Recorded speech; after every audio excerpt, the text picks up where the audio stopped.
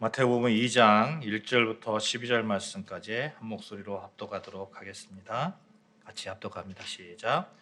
헤로드 왕 때에 예수께서 유대 베들레헴에서 나심에 동방으로부터 박사들이 예루살렘에 이르러 말하되 유대인으로 왕으로 나신 이가 어디 계시냐? 우리가 동방에서 그의 별을 보고 그에게 경배하러 왔노라 하니 헤로드 왕과 온 예루살렘이 듣고 소동한지라. 왕이 모든 대제사장과 백성의 서기관들을 모아 그리스도가 어디서 나겠느냐 물으니 이르되 유대 베들레헴이오니 이는 선지자도 이렇게 기록된 바 또 유대 땅 베들레헴아 너는 유대 고을 중에서 가장 작지 아니하도다. 내게서 한 다스리는 자가 나와서 내 백성 이스라엘의 목자가 되리라 하였음이니라. 이에 헤롯이 가만히 박사들을 불러 별이 나타난 때를 자세히 묻고 베들레헴으로 보내며 이르되 가서 아기에게 대하여 자세히 알아보고 찾거든 내게 고하여 나도 가서 그에게 경배하게 하라. 박사들이 왕의 말을 듣고 갈새 동방에서 보던 그 별이 문득 앞서 인도하여 가다가 아기 있는 곳 위에 머물러 서 있는지라. 그들이 별을 보고 매우 크게 기뻐하고 기뻐하더라. 집에 들어가 아기와 그의 어머니 마리아가 함께 있는 것을 보고 엎드려 아기께 경배하고 보배 합을 열어 황금과 유향과 물약을 예물로 드리니라. 그들은 꿈에 헤롯에게로 돌아가지 말라 지시하심을 받아 다른 길로 고국에 돌아가니라. 아멘. 할렐루야. 오늘 성탄절 전날이죠. 내일이면 예수님께서 이 땅에 우리와 함께 하시기 위해서 임마누엘로 오십니다. 지난주에 우리는 기다림의 행복이라는 말씀의 제목을 가지고 성탄을 기다리는 그 기다림에 행복이 있다는 사실을 우리가 살펴보았어요. 그 행복을 누리기 위해서 하나님께로부터 또 하나님과의 관계로부터 오는 의로움을 가지고 또 경건함을 가지고 기다림의 시간을 갖자, 기다림의 시간에 행복을 누리자 하는 말씀으로 나누었습니다. 이제 그 기다림을 끝내고 만남의 날이 내일로 다가옵니다. 사랑하는 여러분, 예수님과의 만남 가운데 특별한 하나님의 은혜가 있으시기를 주님의 이름으로 축원드립니다. 아멘. 혹시나 여러분 앞길에 막혔던 그런 일들이 있다면 그 막힌 것들이 다 풀어지기를 바랍니다. 여러분을 괴롭혔던 그 아픔들이 예수님과의 만남으로 인해서 다 치유되기를 바라고 여러분과 저의 미래까지도 예수 그리스도와의 만남으로 인해서 넉넉하게 보장되어지기를 주님의 이름으로 축원합니다. 아멘. 대강절 마지막 주인 오늘 신앙적으로 예수님과의 만남을 위한 그 준비를 좀 이렇게 체크해 봤으면 좋겠어요. 이런 경우를 한번 생각해 보자고요. 외국에 떨어져서 몇 년간 그 유학 생활하는 그런 학생이 있었어요. 근데 부모님이 보고 싶을 거 아니에요? 가족들이 보고 싶을 거 아니에요? 혼자 떨어져 있으니까 얼마나 그런 그 가족이 보고 싶고 사랑하는 사람들이 보고 싶었겠어요. 그런데 이제 뭐 경제적으로 이렇게 넉넉하지 않으니까 고국에 왔다 갔다 할 수 없는 그런 상황이었어요. 근데 어느 날 문득 편지가 왔는데 부모님이 그 유학하는 그곳에 오겠다는 거야. 그러면 그 유학생이 어떻게 하겠습니까? 그날부터 뭐 얼마나 많이 준비를 하겠어요. 그렇죠? 부모님 오시는 날에 맞추어서 뭐 이불을 빨 것이고 뭐 음식 재료를 사놓을 것이고 관광을 어디를 해야 될까 이렇게 막 플랜을 짜놓을 것이고 누구를 소개시켜 드릴까 뭐 이런 생각들 막 많은 준비를 할 거 아닙니까? 정말 만남의 준비에 신경을 바짝 세우게 될 것입니다. 마찬가지죠. 이제 우리는 그토록 우리가 만나보고 싶은 예수 그리스도를 내일 만납니다. 내일 만나니까 오늘 어떻게 우리가 준비해야 될지 우리가 정말 그 만남을 위한 준비를 우리가 철저히 해야 하는 것이죠. 우리가 예수 그리스도와의 그 만남을 위해서 만남에 걸맞는 행복한 준비를 잘 하시기를 바랍니다. 아멘. 특별히 이번 성탄절에는 사랑의 마음이 가득한 그런 마음을 가지고 그런 준비를 했으면 좋겠어요. 여러분, 만남을 위한 준비의 마지막 과정, 오늘 그 마지막 그 날이에요. 내일 만나요. 내일. 그러면 그 잘 챙길 거 아니에요. 예를 들어서 만약에 내일 외국을 떠나게 돼 있어요. 내가 떠나야 돼요. 외국 여행을 가게 돼요. 그러면 여러 가지 준비 가운데 그 트렁크 안에 여권은 잘 있는지, 뭐 유효기간 잘 돼 있는지, 옷까지 확인하고 또 뭐 최종적으로 이것저것 다 확인할 거 아닙니까? 마찬가지로 우리가 대강절 기간 동안에 오늘 마지막 대강절 주일인데 내일이면 예수님을 만나는데 오늘 정말 철저하게 준비를 해야 되겠다 하는 겁니다. 우리의 삶의 모습 또한 돌아보면서 이제 내일 만나는데 예수님께 무엇을 내어드려야 될까? 예수님께 최종적으로 만남 가운데 나의 무엇을 예수님과 만남 가운데 내 모습을 보여드려야 될까? 한번 이렇게 마지막으로 다시 한번 챙겨보자는 것이에요. 그러기 위해서 오늘 본문 말씀 가운데 동방박사를 살펴보기를 원합니다. 그들이 어떻게 만왕의 왕으로 오신 예수님을 만나기 위해서 준비했는지 한번 살펴보자는 거예요. 여러분, 무엇보다도 동방박사들은요, 만왕의 왕으로 오신 아기 예수님을 맞이하기 위해서 강한 그 메시아에 대한 열망이 있었다는 거예요. 예수님을 만나보고 싶다 하는 그런 열망이 있었어요. 사실 그들에 대해서 정확하게 알려진 사실이 없습니다. 그냥 동방박사라는 거예요. 동방박사. 그들이 무엇을 전공했는지, 박사는 박사인데 무엇을 전공했는지 적혀 있지 않아요. 근데 성경학자들이 그렇게 얘기를 하죠. 당시 상황을 봤을 때 이분들이 밤에 별을 보고 왔다고 했잖아요. 그러니까 아마 그 바벨론 지역이 굉장히 그 천문학이 발달되어 있었거든요. 그러니까 바벨론 출신의 천문학자들이 아니었을까 이렇게 추측할 뿐입니다.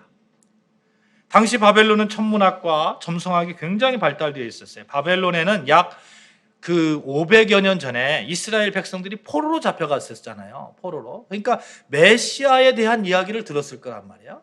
메시아가 올 것이라는 그러한 얘기를 들었을 거예요. 그러니까 이 동방박사들이 바벨론에서 온 천문학자들이라면 메시아에 대한 그런 지식을 가지고 있었고 그 지식 가운데 어느 날 문득 별을 보니까 메시아가 온다 하는 그런 것을 알 수 있었던 것이죠. 그들은 엄청나게 먼 길을 예수님을 만나기 위해서 그 예루살렘까지 왔습니다. 최소한 한 달 이상은 걸렸을 거예요. 당시 교통편이 그렇게 좋지 않았잖아요. 어찌되었던 간에 여러분 웬만한 결심으로 나설 수 없는 그런 길입니다. 강한 열망이 있지 않은.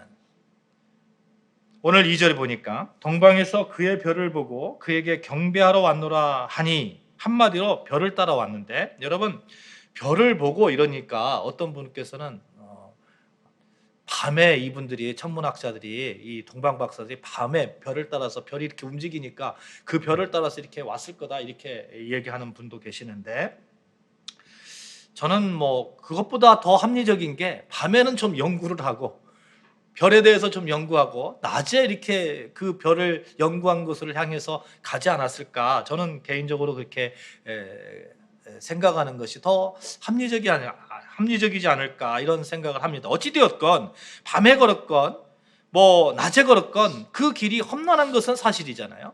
밤에 걷다면 뭐 끝이 없는 뭐 넓은 들판 또 산길 이런 캄캄한 그런 칠흑 같은 밤길을 걸었을 거고, 낮에 걸었다 하더라도 그 먼 길 가운데 강도를 만날 그런 위험도 있을 것이고요, 도적제의 위험도 있었을 것이고, 분명 예루살렘까지 오는 길에 어떤 난관이 있었을 거란 말이에요. 그런 고난과 위험을 무릅쓰고 먼 길을 달려왔다는 거예요. 그들이 왜 그렇게 먼 길을, 더군다나 고난과 위협을 무릅쓰고 예루살렘까지 왔겠습니까? 그들의 마음속에는 오직 한 가지 열망밖에 없었던 거예요. 메시아를 만나보겠다. 메시아를 만나보겠다. 왕으로 오실, 세상을 구원하실 그분을 만나보고 싶다는 그 열망, 그분에게 경배하겠다는 그 열망, 이것밖에 없었던 거죠. 이 별은 왕의 탄생을 알리는 별이었어요. 그리고 아주 특별한 그 메시아의 알림을 알리는 그런 별이었습니다. 이들이 예루살렘에 이르러서 유대인의 왕으로 나신 이가 어디 계시냐 이렇게 헤롯 왕에게 묻거든요. 헤롯 왕에게 묻으니까 헤롯 왕의 반응이 4절 한번 보실까요? 4절 보시면 같이 봉독합니다. 시작. 왕이 모든 대제사장과 백성의 서기관들을 모아 그리스도가 어디서 나겠느냐 물으니, 지금 동방박사들이 유대인의 왕으로 나신 이가 어디 계시냐 이렇게 물어요. 헤로드 왕에게 물어요. 왕으로 물어요. 그런데 헤로드 왕은 그리스도가 어디서 나겠느냐 이렇게 반응한다는 거예요. 그러니까 동방에서 온 박사들은 단지 유대인의 왕으로 나신 이에게 절하러 온 것이 아니라는 것을 우리가 추측할 수 있잖아요. 유대인의 왕으로 나신 이가 어디 계시냐? 우리가 동방에서 그의 별을 보고 그에게 경배하러 왔느라. 여기 경배라는 말은 프로스큐네오라는 과거 능동태의 말을 쓰는데, 이 말의 뜻은 이런 거예요. 그러니까 이집트에서 사람들이 신에게 존경의 표시로 손에 입을 맞추다, 이런 뜻을 가지고 있는 거예요. 그 이집트라는 나라는 왕이 신이잖아요. 왕이 신. 그잖아요. 왕이 신이잖아요. 이게 신에게 경배하는 그런 의미를 가지고 있는 거예요. 이게 헬라에서는 사람이 신에게 혹은 낮은 자가 높은 자에게 깊은 공경의 표시로 무릎을 꿇고 경배하고 이 말을 땅에 대다라는 의미로 이 단어를 쓰는 거예요. 그러니까 이 동방에서 온 박사들은 지금 신적 어떤 존재에 대해서 경배하러 왔다 이렇게 얘기하는 거예요. 그러니까 그 헤로드 왕이 그리스도가 어디 계시냐 이렇게 묻는 거죠. 이런 맥락으로 이해하니까 이제 헤롯이 왜 그리스도가 어디서 나심을 궁금해했는지 이해가 가잖아요. 그리고 동방의 박사들이 왜 그 험하고 먼 길을 마다하지 않고 찾아왔는지 이해가 갑니다. 동방의 박사들은 메시아의 오심을 기다리고 있었던 거예요. 나를 구원하실 메시아, 세상을 구원하실 메시아, 그분에게 경배를 드리고자 하는 그런 강한 열망이 있었던 것입니다. 그들의 마음속에 왕으로 오신 메시아를 만나보고 싶다는 그 열망이 없었다면 그들은 애초부터 동방에서부터 출발하지 않았을 겁니다. 뭐 남의 나라 왕이 났는데 뭐 더군다나 이스라엘, 바벨론이 더 커요? 예루살렘이 더 커요? 바벨론이 훨씬 더 큰 나라예요. 그들에게 메시아에 대한 열망이 없었다면 길을 걷다가 조그마한 불평이나 어려움이 닥쳐오면 금방 포기하고 되돌아갔을 겁니다. 그러나 그들은 그렇게 하지 않았어요. 그들은 그리스도를 뵙겠다는 그런 열망이 있었기 때문에 그런 어려움 가운데서도 힘든 가운데서도 그 먼 길을 마다하지 않고 찾아온 것이죠. 사랑하는 여러분, 우리도 내일이면 이 땅에 평화로 오신 메시아, 우리를 구원하실 그리스도를 만나보게 될 것입니다. 우리는 예수님을 내 삶에 깊숙이 만나서 그분의 경배를 드려야겠다는, 그분에게 경배를 드려야겠다는 강한 열망이 있어야 되겠어요. 그 열망이 있는지 여러분 한번 내 자신을 점검해 보자고요. 내가 예수 그리스도를 만나 뵙겠다는 내 삶 속에서 매일매일 예수님과 만남을 가지겠다는, 예수님을 바라보며 예수님을 생각하며 살겠다는 그러한 강한 열망이 있는지 우리의 믿음을 한번 되돌아보자는 겁니다. 열망은 우리에게 희망을 주기 때문에 그렇습니다. 열망이 우리를 살리기 때문에 그렇습니다. 예수 그리스도에 대한 열망이 나를 회복시키기 때문에 그렇습니다. 만나 뵙고 싶다는 열망이 있는 사람이 만나는 것이죠. 예수님 바라보면서, 예수님 생각하면서, 예수님 내 삶에 깊숙이 들어오시옵소서, 예수님 만나보고 싶습니다, 매일매일 만나보고 싶습니다, 그런 열망이 있는 사람이 예수님 만날 거 아니에요. 잠언 8장 17절에 이렇게 말씀하고 있어요. 나를 사랑하는 자들이 나의 사랑을 입으며 나를 간절히 찾는 자가 나를 만날 것이라. 어떤 사람이 만난다고요? 나를 간절히 찾는 자가, 나를 간절히 찾는 자가. 예수 그리스도를 간절히 찾는 자가 예수 그리스도와 만남을 가지고 예수 그리스도의 인격으로, 예수 그리스도의 믿음으로 나아갈 수 있는 겁니다. 지난주에 우리가 설교 말씀을 통해서 시므온이라는 사람을 살펴봤어요. 누가복음에 시므온이라는 사람, 바로 뒤에 안나라는 사람이 등장해서 그 메시아를 만나는 그런 과정이 있거든요. 그런데 메시아를 만나보겠다는 그런 열망이 없었다면 이 사람들이 메시아를 만나봤을까요? 얼마나 많은 아이들이, 그 갓난 아이들이 정결 예식을 위해서 성전을 막 드나들었겠어요. 그 수많은 그 아이들이 성전을 드나들었을 거예요. 그 수많은 아이들이 부모님과 함께 왔다 갔다 하는 그런 상황 속에서, 연속선상 속에서 예수님이 딱 들어오니까 예수님이다, 그 메시아다, 어떻게 알아볼 수 있느냐 하는 거예요. 그리스도에 대한 강한 열망이 없었다면, 그 열망 가운데 하나님의 은혜가 없었다면 그들이 만나볼 수 있었을까요? 예수님이 십자가에 못 박혀 돌아가실 때에도, 또 수많은 그런 이적을 나타낼 때에도 예수님이 메시아라고 못 알아본 사람들이 허다하잖아요. 제자들 또 의심했잖아요. 그런데 그 갓난아이, 여러분 알잖아요. 그 아이를 낳으면 산부인과에 가면 아이가, 그 갓난아이가 있잖아요. 거기가 거기잖아요. 누가 누군지 잘 몰라요. 간호사도 또 막 헷갈리잖아요. 그런 헷갈리는 그런 아이들 가운데서 저분이 메시아다 어떻게 알 수 있느냐고요. 사랑하는 여러분, 우리가 예수 그리스도에 대한, 예수 그리스도를 만나 뵙고 싶어하는 그러한 열망이 우리 삶 가운데 얼마나 있는지 이 대강절 마지막 주일날 우리 다시 한번 살펴보시기를 바랍니다. 그래서 만약에 내가 그런 열망이 조금 식었다면 내일 예수님을 만나 보면서 그 열망이 다시 한번 회복되기를 간절히 소망하면서 기도하시기를 바랍니다.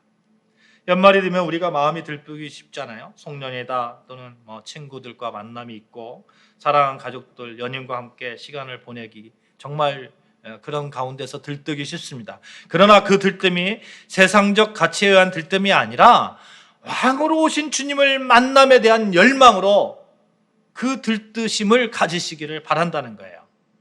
이 땅에 왕으로 오신 주님을 만남에 대한 열망으로 잘 그 만남을 준비하시기를 바랍니다.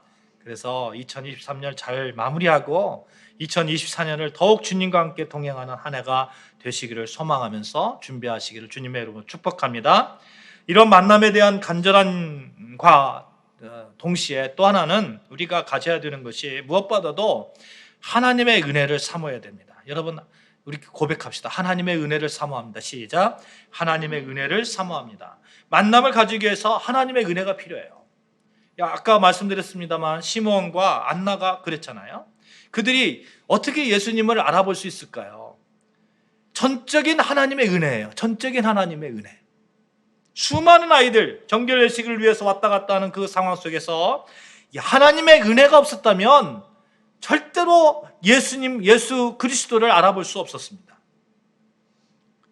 그래서 우리가 예수 그리스도의 기가 막힌 만남을 위해서 하나님의 은혜를 사모하며 그 은혜의 베푸심에 순종하는 것입니다. 동방박사들 또한 그들이 하나님의 은혜에 순종하며 따라왔기 때문에 예수 그리스도를 만나볼 수 있었어요.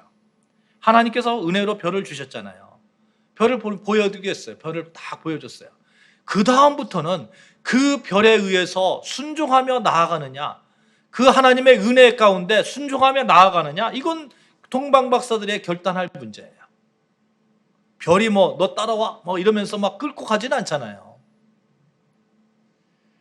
그들은 바벨론에서부터 별을 따라 예루살렘까지 왔습니다. 그리고는 만왕의 왕으로 오신 그 예수 그리스도를 만나볼 수 있었고, 그 가운데서 정말 그 헤로드 왕한테 찾아갔는데 베들레헴에 있다 이렇게 말할 때 베들레헴 저녁에 보니까 별이 탁 뜨잖아요. 그러니까 또 베들레헴으로 가잖아요. 헤롯이 박사들을 베들레헴으로 보냈죠.